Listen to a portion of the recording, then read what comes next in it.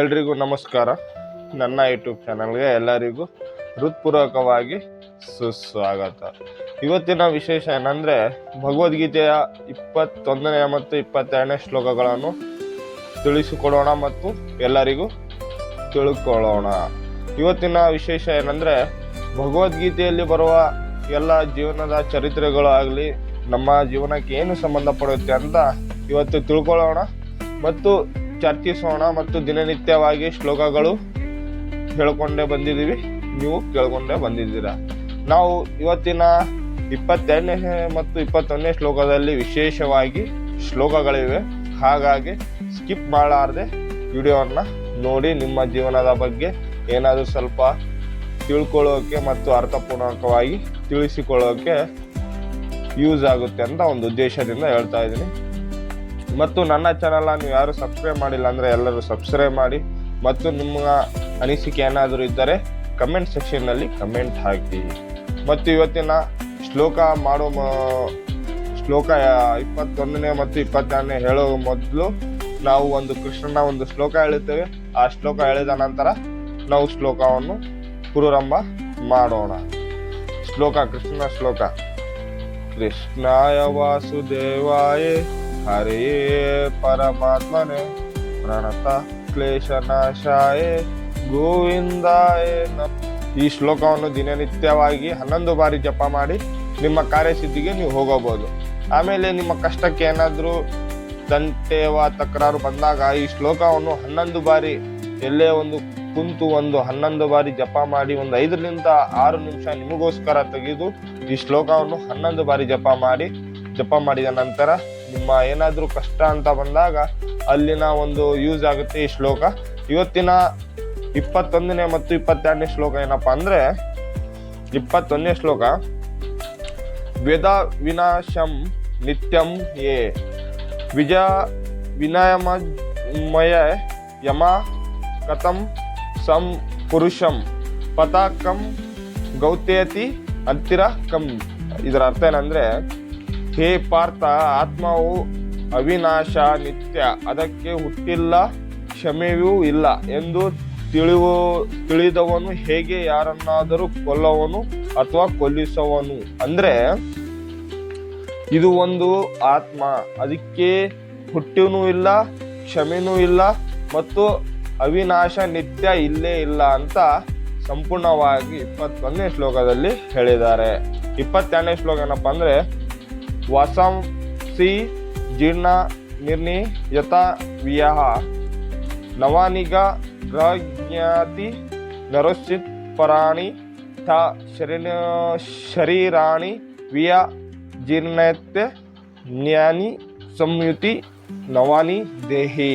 ಅಂದ್ರೆ ಒಬ್ಬ ಮನುಷ್ಯನು ಹೇಗೆ ಹಳೆಯ ಬಟ್ಟೆಗಳನ್ನು ಬಿಟ್ಟು ಹೊಸ ಬಟ್ಟೆಗಳನ್ನು ತೊಟ್ಟುಕೊಳ್ಳುತ್ತಾನೋ ಹಾಗೆ ಆತ್ಮವು ಜೀರ್ಣವಾದಾಗ ದೇಹವನ್ನು ಬಿಟ್ಟು ಹೊಸ ದೇಹವನ್ನು ಸ್ವೀಕರಿಸುತ್ತದೆ. ಈಗ ನಾವು ಒಂದು ಹಳೆ ಬಟ್ಟೆ ಆದ್ರೆ ಇದು ಹಳೇದಾಯ್ತು, ಹೊಸ ಬಟ್ಟೆ ತಗೊಳ್ಳೋಣ ಅಂತ ಹೋಗ್ತೀವಿ. ಅಲ್ಲಿ ಹೊಸ ಬಟ್ಟೆ ಹಾಕೊಂಡಿದ ನಂತರ ಇದು ಹೊಸ ಬಟ್ಟೆ ಹಳೆ ಬಟ್ಟೆಯನ್ನು ಯಾರಿಗಾದ್ರೂ ಕೊಟ್ರೆ ಆಯ್ತು ಬಿಡು ಅಂತ. ಆದ್ರೆ ಇದು ಆತ್ಮ ಆ ಥರ ಅಲ್ಲ, ದೇಹ ಆ ಥರ ಅಲ್ಲ. ಆತ್ಮ ನಮ್ಮ ಒಳಗಿನ ಜೀರ್ಣವಾದ ಒಂದು ಆತ್ಮದ ಒಂದು ಸ್ಥಳ ಇರುತ್ತೆ. ಅದನ್ನ ಸಂಪೂರ್ಣ ಮುಗಿದ ನಂತರ ಆ ಆತ್ಮ ನಮ್ಮನ್ನು ಬಿಟ್ಟು ಹೋಗಿ ಇನ್ನೊಂದು ದೇಹದ, ಹೊಸ ದೇಹದ ಒಂದು ಸ್ವೀಕಾರವನ್ನು ತಗೊಳ್ಳಿಕೊಳ್ಳುತ್ತೆ. ಮತ್ತು ಆತ್ಮ ಜೀರ್ಣವಾದ ನಂತರವೇ ಒಂದು ಹೊಸ ಜೀವನವನ್ನು ರೂಪಿಸಿಕೊಳ್ಳುತ್ತೆ ಮತ್ತು ಒಂದು ಹೊಸ ದೇಹವನ್ನು ರೂಪಿಸಿಕೊಳ್ಳುತ್ತೆ.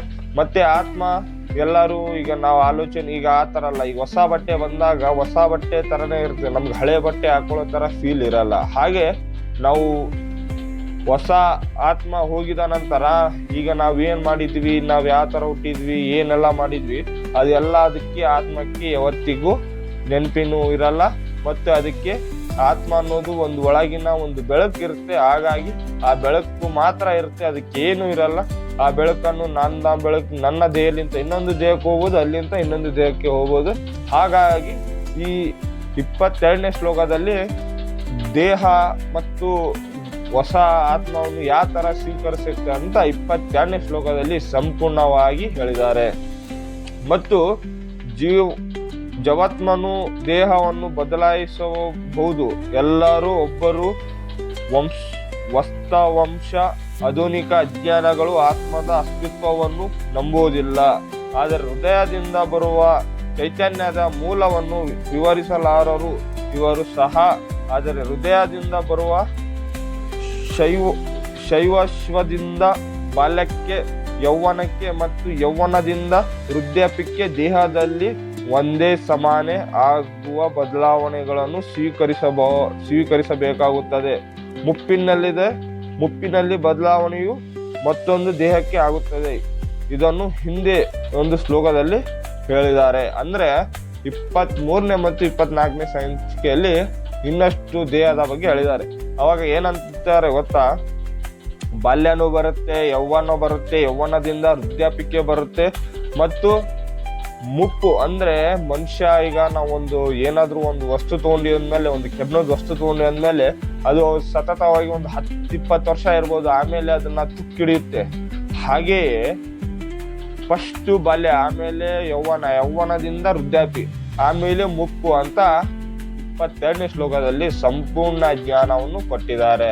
ಮತ್ತು 21ನೇದಲ್ಲಿ ಆತ್ಮವನ್ನು ನಿತ್ಯ ಹುಟ್ಟಿಲ್ಲ ಮತ್ತು ಒಂದು ಸಾವು ಇಲ್ಲ ಅಂತ ಒಂದು ಸಣ್ಣ ಸಂದರ್ಶನ ಕೊಟ್ಟಿದ್ದಾರೆ. ಮತ್ತು ಅದಕ್ಕೆ ಸುಳ್ಳು ಆಗಲಿ ಸತ್ಯ ಆಗಲಿ ಮತ್ತು ದಿನನಿತ್ಯವಾಗಿ ನಾವು ಏನಂತ ಹೇಳ್ತೀವಿ ಅಂದ್ರೆ, ಏನಾದರೂ ಒಂದು ತಪ್ಪು ಮಾಡಿದಾಗ ಕ್ಷಮೆ ಇರಲಿ ಅಂತೀವಿ. ಆದರೆ ಆತ್ಮಕ್ಕೆ ಇವತ್ತಿಗೂ ಕ್ಷಮೆ ಹೇಳೋಕ್ಕಾಗಲ್ಲ. ಹುಟ್ಟಿನೂ ಇರೋದಿಲ್ಲ, ತೊಟ್ಟಿನೂ ಇರೋದಿಲ್ಲ. ಹಾಗಾಗಿ ದಿನನಿತ್ಯ ಒಂದು ಶ್ಲೋಕವನ್ನು ಹೇಳುತ್ತೇನೆ. ದಿನನಿತ್ಯವಾಗಿ ನೀವು ತಿಳ್ಕೊಂಡು ಬಂದಿದ್ದೀರಾ ಮತ್ತು ನಾವು ದಿನನಿತ್ಯವಾಗಿ ಶ್ಲೋಕ ಹೇಳ್ಕೊಂಡು ಬಂದಿದ್ದೀವಿ. ಹಾಗಾಗಿ ಶ್ಲೋಕಗಳನ್ನು ತಿಳ್ಕೊಳ್ಳಿ, ಅದರ ಬಗ್ಗೆ ಚರ್ಚಿಸೋಣ. ಮತ್ತು ದಿನನಿತ್ಯವಾಗಿ ಈಗ 21ನೇ ಮತ್ತು 22ನೇ ಶ್ಲೋಕಗಳು ಚರ್ಚಿಸಿದ್ದೀವಿ ದಿನನಿತ್ಯವಾಗಿ. ಹಾಗಾಗಿ ಮತ್ತು ನನ್ನ ಚಾನಲ್ನ ನೀವು ಸಬ್ಸ್ಕ್ರೈಬ್ ಮಾಡಿಲ್ಲ ಅಂದರೆ ಸಬ್ಸ್ಕ್ರೈಬ್ ಮಾಡಿ. ಮತ್ತು ನಿಮ್ಮ ಒಂದು ಸಬ್ಸ್ಕ್ರೈಬಿಂದ ನಮ್ಮ ಒಂದು ಯೂಟ್ಯೂಬ್ ಚಾನಲ್ಗೆ ಬಹಳ ಹೆಲ್ಪ್ ಆಗುತ್ತೆ. ಹಾಗಾಗಿ ನನ್ನ ವಿಡಿಯೋ ಯಾರು ನೋಡ್ತಾ ಇದ್ದೀರಾ ಅವರು ಬೇಗ ನನ್ನ ಚಾನಲ್ನ ಸಬ್ಸ್ಕ್ರೈಬ್ ಮಾಡಿ. ಯಾಕೆಂದರೆ ನನ್ನ ಚಾನಲ್ನ ಸಬ್ಸ್ಕ್ರೈಬ್ ಮಾಡಿದರೆ ಇನ್ನಷ್ಟು ಜನಕ್ಕೆ ನಾವು ತಿಳಿಸೋಕೆ ಸೌಲಭ್ಯ ಆಗುತ್ತೆ. ಹಾಗಾಗಿ ನನ್ನ ಚಾನಲ್ನ ನೀವು ಸಬ್ಸ್ಕ್ರೈಬ್ ಮಾಡಿಲ್ಲ ಅಂದರೆ ಸಬ್ಸ್ಕ್ರೈಬ್ ಮಾಡಿ. ಮತ್ತು ಇವತ್ತಿನ ದಿನ ಎಲ್ಲ ಶ್ಲೋಕ 21ನೇ ಮತ್ತು 22ನೇ ಶ್ಲೋಕವನ್ನು ತಿಳ್ಕೊಂಡಿದ್ವಿ. ಮತ್ತು ನಾನು 23ನೇ ಮತ್ತು 24ನೇ ಶ್ಲೋಕದಲ್ಲಿ ಮುಂದಿನ ಸಂಚಿಕೆಯಲ್ಲಿ ಸಿಗುತ್ತೀನಿ. ಹಾಗಾಗಿ ನಾವು ಇವತ್ತಿನ ಶ್ಲೋಕವನ್ನು ಮುಗಿಸ್ತಾ ಇದ್ದೀವಿ. ನಾವು ಒಂದು ಶ್ಲೋಕದ ಮುಗಿದ ನಂತರ ಜಪ ಮಾಡುತ್ತೀವಿ. ಹರೇ ಕೃಷ್ಣ ಹರೇ ರಾಮ್ ರಾಮ್ ರಾಮ್ ಹರೇ ಹರೇ. ಈ ಶ್ಲೋಕವನ್ನು ದಿನನಿತ್ಯವಾಗಿ ಎಲ್ಲಾದರೂ ಇರಲಿ ಸಣ್ಣದಾಗಿ ಹೇಳಿ. ಏನು ನಿಮ್ಮ ಅನಿಸಿಕೆ ಇದ್ದಾಗ, ಮನಸ್ಸಿಗೆ ನೋವಾದಾಗ ಈ ಶ್ಲೋಕವನ್ನು ಹೇಳಿ. ನಿಮ್ಮ ಕೆಟ್ಟ ನೆಗೆಟಿವ್ ಪಾಸಿಟಿವ್ ಅಂತ ಆಲೋಚನೆ ಬಂದಾಗ ಕೃಷ್ಣ ಕೃಷ್ಣ ಹರೇ ಹರೇ ಅಂತ ಹೇಳಿ. ನಿಮ್ಮ ಏನಾದರೂ ನೆಗೆಟಿವ್ ಥಿಂಗ್ಸ್ ಆಗಲಿ ಏನೇ ಆಗಲಿ ಬಂದಾಗ ಹರೇ ಕೃಷ್ಣ ಹರೇ ರಾಮ್ ಹರೇ ಕೃಷ್ಣ ಹರೇ ರಾಮ್ ರಾಧೆ ರಾಧೆ ರಾಧೆ ರಾಧೆ ಅಂತ ಹೇಳಿ. ನಿಮ್ಮ ನೆಗೆಟಿವ್ ಇದ್ದಿದ್ದನ್ನ ಮೈಂಡ್ಸೆಟ್ನ ಪಾಸಿಟಿವ್ ಆಗಿ ಮಾಡುತ್ತೆ ಈ ಒಂದು ಹೆಸರು ಹೇಳಿದಾಗ. ಹಾಗಾಗಿ ನೀವು ಹೇಳಿ ನಿಮ್ಮ ಜೀವನವನ್ನು ಬದಲಾವಣೆಯನ್ನು ಮಾಡಿಕೊಳ್ಳಿ. ಹಾಗಾಗಿ ನಾನು ಇವತ್ತಿನ ದಿನ ಮುಗಿಸ್ತಾ ಇದ್ದೀನಿ. Okay bye. ನಾನು ನಿಮ್ಮ ಕನ್ನಡಿಗ ಎಸ್.